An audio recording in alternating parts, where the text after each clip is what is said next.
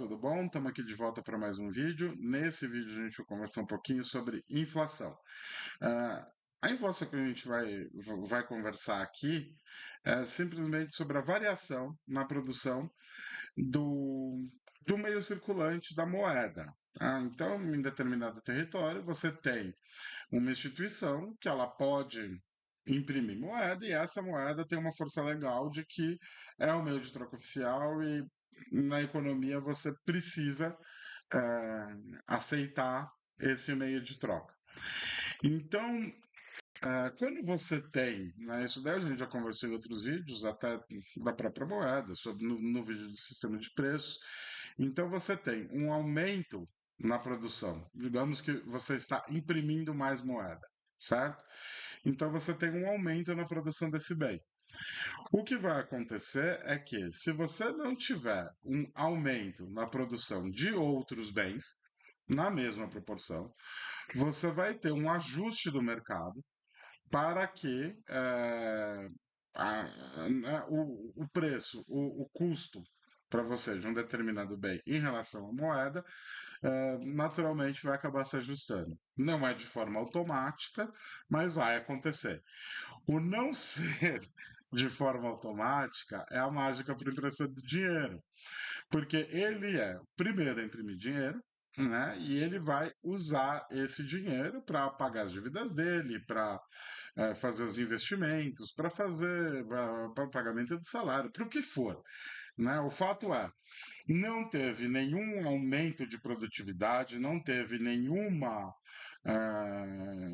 aumento na produção de determinados outros bens, apenas da moeda, certo? Então você tem lá na sua vendinha e você vende 10 refrigerantes por semana ao preço de uma moeda, certo? Quando você tem este aumento de moeda, tá? Você começa a ter uma procura maior pelo refrigerante a uma moeda. Então, o seu estoque de uma semana começa a acabar em 3 dias. Ou você aumenta também a sua produção de refrigerante, ou o que, que vai acontecer com o refrigerante? Ele vai aumentar de preço, porque você está tendo uma procura maior, você está tendo uma demanda maior por aquele bem. A economia está dando um sinal de que as pessoas querem mais refrigerante. Não tem mais refrigerante? O que, que eu vou fazer? Eu vou aumentar o preço do refrigerante. E quando você tem um aumento na produção da moeda e não tem aumento na produção de outros bens, essa mesma situação vai acontecer com todos os outros bens. A gente viu isso de forma muito clara recentemente, né, quando a gente teve a pandemia, a gente teve o lockdown, não vamos entrar no mérito da questão do lockdown em si, o fato é, você teve uma diminuição na produção de outros bens, e você teve um aumento na impressão da moeda para auxílios, para vales, para, enfim, tentar de alguma forma manter a vida das pessoas. O que que aconteceu? Conforme você foi soltando mais moeda e conforme você foi produzindo menos bens, né, cada moeda comprava menos bens. Então, dentro de um cenário de controle, a gente acaba tendo um equilíbrio. Tá? Você aumenta a quantidade da moeda, aí você tem mais pessoas procurando determinado bem, aí o preço desse bem aumenta, você aumenta a quantidade da moeda, segue o preço e as coisas vão mais ou menos se mantendo. Quando você tem um aumento de produtividade, uma inovação tecnológica em algum setor, esse preço desse bem em relação à moeda, ele vai cair. Então lembra algum tempo atrás, ali no começo dos anos 2000, né, quanto custava um DVD, aparelho de DVD? Né, a preços da época, R$ 1.000, o que hoje significaria aí uns 5.000, digamos assim. caro. Você tinha que trocar bastante coisa por um aparelho de DVD. Hoje em dia, você pega um aparelho de DVD e joga no chão para matar uma barata que está passando ali do lado. Quer dizer, o custo dele em relação aos outros bens diminuíram bastante, tá? Porque você teve um avanço tecnológico, no começo você paga a tecnologia, mas você teve um aumento de produtividade, um aumento de produção daquilo muito grande, que em relação a outros bens, o preço dele caiu. Talvez hoje você vá na loja e o DVD ainda custe R$ 1.000, tá? Mas, digamos que você ache porque hoje isso não existe mais. Mas, digamos que achasse, digamos que fosse esse o preço, só que em relação a outros bens, você tem que abrir mão de menos deles para comprar o mesmo DVD. Então, essa questão de, por exemplo, você aqui fica claro um cenário de que a maioria dos bens, elas na verdade têm um preço deflacionário. O preço deles cai em relação ao tempo, porque a gente está numa economia de aumento de produtividade, né? Então, você teve com nitrogênio, com fertilizantes, aumento gigantesco na quantidade de bens alimentícios que você produz. Os bens tecnológicos saem custando muito caro e diminuem muito de preço, né? Não, já nem demora tanto. Pô, hoje em dia todo mundo tem TV, computador, acesso à internet, celular.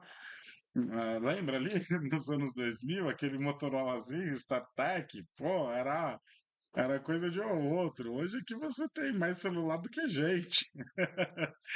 Então você tem essa situação, tá, de que se você tivesse mantido ali uma quantidade de moeda igual, você teria um aumento nesse número de bens e você teria que gastar muito menos moeda para adquirir ele.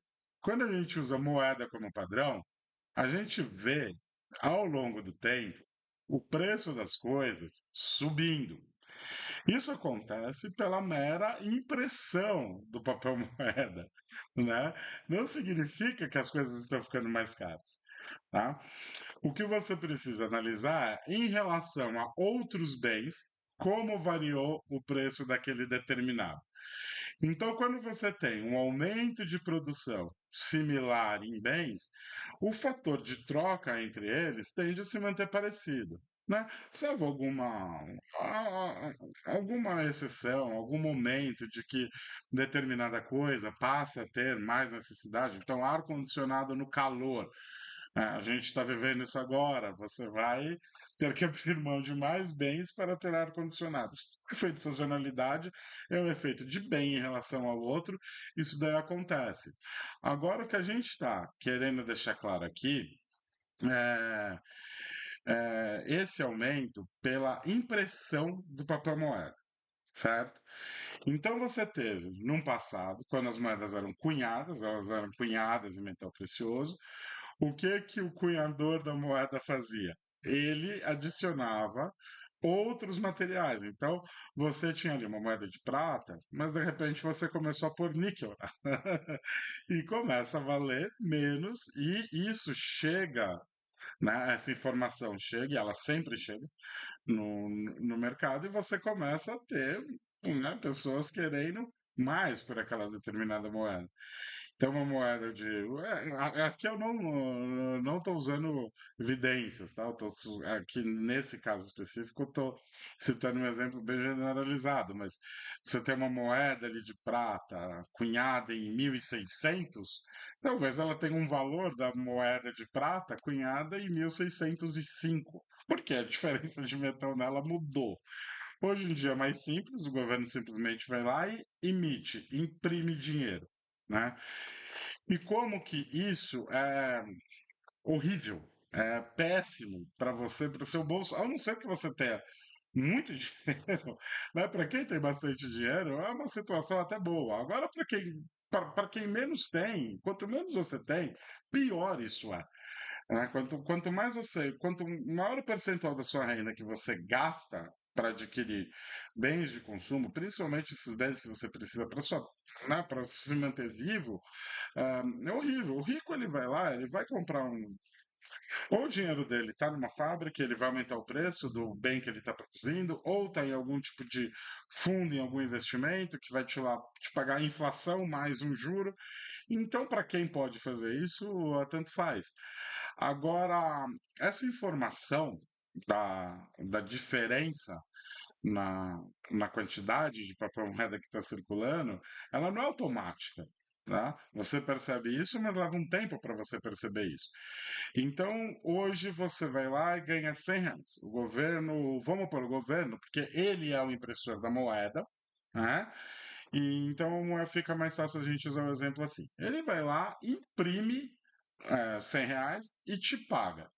Não aumentou mais nada. Ele tem os custos dele, pegou esses R$ 100 e imprimiu e fez isso com outras pessoas também. Ah, você, de repente, teve um aumento do dinheiro circulando, tá? Você vai ter uma demanda maior por bens, esses bens não vão existir para suprir essa demanda e vai aumentar o preço. Só que isso vai, quando você gastar o seu dinheiro no fim do mês, aqueles R$ 100 está valendo 80. Você vai comprar a mesma coisa no fim do mês com R$ 100 do que você comprava com 100 no começo do mês. Então, essa diferença de R$ 20 foi para o bolso de quem? Do emissor da moeda. E é por isso que esse tipo de inflação é horrível para você, é horrível para quem tem menos recursos, e ela acontece com muito mais frequência do que a gente consegue imaginar, tá? Então, eu espero ter deixado claro aqui, de uma forma bem superficial, mas claro, como que funciona o impacto da impressão da moeda no seu bolso. E para quem vai esse recurso de ter criado a moeda adicional. Porque se não tivesse vantagem em criar a moeda adicional, ela não seria criada. Né? Ela só é criada porque ela aumenta no primeiro momento. Para aquele que criou, ela aumenta a capacidade de troca dessa pessoa, né? Desse ente, até você ver o impacto que isso tem nos preços gerais da economia. Tá? Então, a gente tratou do assunto de forma breve, mas espero, repito, de forma clara. Eu acho que deu para entender como funciona essa lógica e como ela te afeta. Se teve alguma dúvida, se quer aprofundar um pouco mais, deixa alguma pergunta aqui nos comentários. Dentro do possível, eu vou respondendo a todas. E farei outros vídeos em breve detalhando um pouco mais esse assunto, explicando outros tipos de variação de preço